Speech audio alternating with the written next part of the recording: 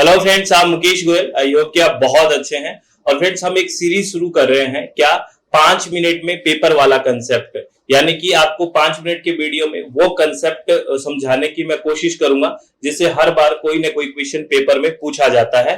और जो अपना बैच है, पेड बैचेज है, पेपर 1, पेपर 2, इन्वायरमेंट साइंस और एजुकेशन, इसके लिए मैं लास्ट में बात करूंगा। सबसे पहले चलते हैं अपने आज के कंसेप्ट की तरफ और बहुत आराम से इस कंसेप्ट को अच्छे से सुनना है, ठीक है।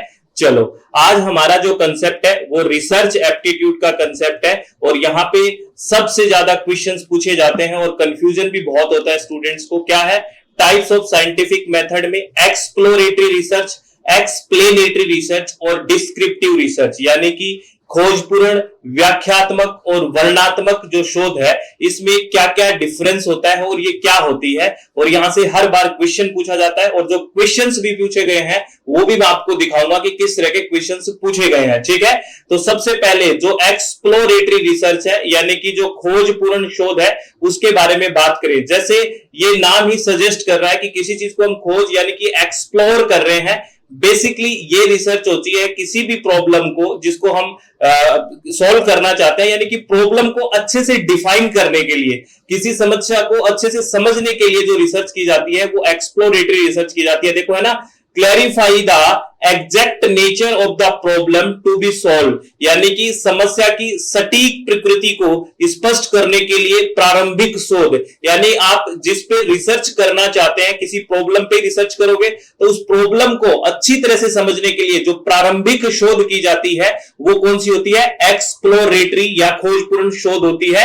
ये ध्यान रखना है और इस नोट को भी इससे रिलेटेड ध्यान रखना है, नोट की तरह संभाल के। बेसिकली क्या कह रहा है? When research aims to gain familiarity with a phenomena or to acquire new insight into it in order to formulate a more specific, precise problem, to exploratory study or also known as formulative research, यानी कि जब अनुसंधान का उद्देश्य है किसी घटना से परिचित होना या उसमें नई अंतर्दृष्टि प्राप्त करना होता है ताकि अधिक सटीक समस्या तैयार की जा सके, खोजपूर्ण अध्ययन किया जा सके, जिसे सूत्रात्मक अनुसंधान भी कहा जाता है, यानी कि फॉर्मुलेटिव रिसर्च भी कहा जाता है। सीधी सी बात है, जिस प्रॉब्लम पे आप रिसर्च करना चाह रहे हैं उस प्रॉब्लम को अच्छे से समझने के लिए, अच्छे से वेल डिफाइन करने के लिए जो रिसर्च की जाती है वो कौन सी है? एक्सप्लोरेटरी रिसर्च है। ये आपको ध्यान रखना है। और आगे ये क्वेश्चन देखना, the type of research in which the researcher gains familiarity with a phenomena or to achieve new insight into it known as new insight, यानी कि अच्छे से समझने की बात कर रही है अंतर्दृष्टि को, तो कौन सी बात होगी? एक्सप्लोरेटरी रिसर्च होगी। नीचे हिंदी में भी क्वेश्चन लिखा हुआ है, इसको अन्वेषणी शोध अध्ययन भी बोला जाता है, याद रखना। यानी कि प्रॉब्लम को वेल डिफाइन करने के लिए जो रिसर्च की जाती है, एक्सप्लोर करने के लिए, अंतर्दृष्टि, इंसाइट समझने के लिए किसी चीज को, ठीक है, जिसे बेहतर परिकल्पना तैयार की जा सके अच्छे से प्रॉब्लम को समझ के, तो ये एक्सप्लोरेटरी रिसर्च हो गया।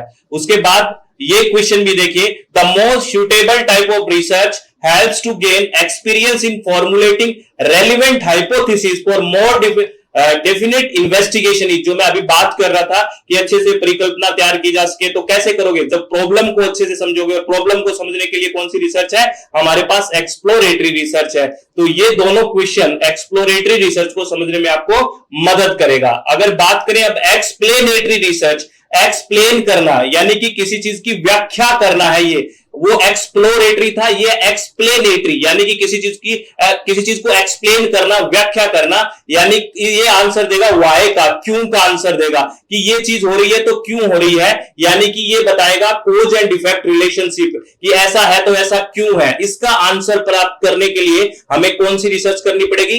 Explanatory research. आपसे डायरेक्ट पूछा जा सकता है कि एक्सप्लेनेटरी किसका आंसर देता है? वाई का आंसर देता है, क्यों का आंसर देता है, कारण प्रभाव को आधारित जो संबंध है उसको समझाने में हेल्प करता है एक्सप्लेनेटरी रिसर्च। तो यहां पे याद रखना है, जो एक्सप्लोरेटरी रिसर्च है उसका तो क्या मेन एम होता है? Main aspect to under research problem, जो आपकी अंडर रिसर्च प्रॉब्लम है उसको अच्छे से समझने के लिए। जबकि एक्सप्लेनेटरी रिसर्च है वो बेसिकली आपके पास प्रॉब्लम तो आ गई है, अब उस प्रॉब्लम को ये ऐसा कारण क्यों है वाई का आंसर ढूंढने के लिए explain the cause and consequence of a well defined problem, यानी कि एक्सप्लोरेटरी में तो हम डिफाइन करते हैं प्रॉब्लम को, और जब हमारे पास प्रॉब्लम डिफाइन हो जाती है तो उसके पीछे कारण ढूंढने के लिए एक्सप्लेनेटरी रिसर्च की जाती है। ये आपको ध्यान रखना है। और लास्ट की अगर हम बात करें, दैट इज डिस्क्रिप्टिव रिसर्च, और डिस्क्रिप्टिव यानी कि वर्णनात्मक अनुसंधान। इसमें बेसिकली क्या होता है, इसमें देखो एक्सप्लेनेटरी में वाई का आंसर था, लेकिन डिस्क्रिप्टिव में वाई का आंसर नहीं होगा, इसमें किसका आंसर होगा,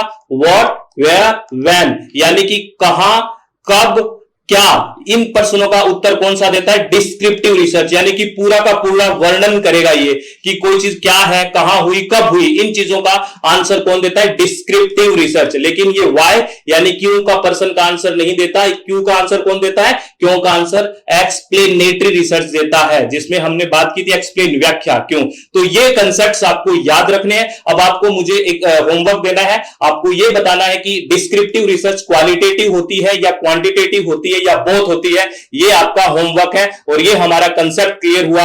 अब मैं बैच की आपको इंफॉर्मेशन दे रहा हूं कि आपको पता है अपनी वेबसाइट है www.swmg.in और मोबाइल एप्लीकेशन है SWMG, और ये अपना कॉन्टैक्ट नंबर है। आपको पेपर 1 के लिए अगस्त सितंबर के लिए 199 में क्रैश कोर्स है ओनली, और पेपर 2 इन्वायरमेंट साइंस और पेपर 2 एजुकेशन 1025 में है इसी वेबसाइट पे और मोबाइल एप्लीकेशन, और ये नंबर है, और डिस्क्रिप्शन बॉक्स में आपको कंप्लीट डिटेल्स मिल जाएगी। और हाँ, दिसंबर बैच के लिए पेपर 1, पेपर 2 इन्वायरमेंट साइंस और पेपर 2 एजुकेशन स्टार्ट हो चुका है। अगर आप विलिंग है तो आप ज्वाइन कर सकते हैं, 25% ऑफ के साथ स्टार्ट है दिसंबर बैच के लिए। तो ऑल द वेरी बेस्ट, आप लोग हमेशा खुश रहिए और अपने चित्त को शांत रखें, बिल्कुल आराम से मस्त होके ऐसे ही कंसेप्ट्स को करते रहेंगे, और आप देखते हैं कितना इस चीज को प्यार देते हैं, कितना इसको पूरा का पूरा स्प्रेड करते हैं, कितना इसमें आप लोगों को ज्यादा से ज्यादा शेयर करते हैं, वही मोटिवेशन रहेगा आगे के वीडियोस बनाने के लिए। तो मैक्सिमम आप चीजों को शेयर करिए, और मैक्सिमम अगर आपको अच्छा लगा है तब करना है। ऑल द वेरी बेस्ट, बहुत बहुत धन्यवाद,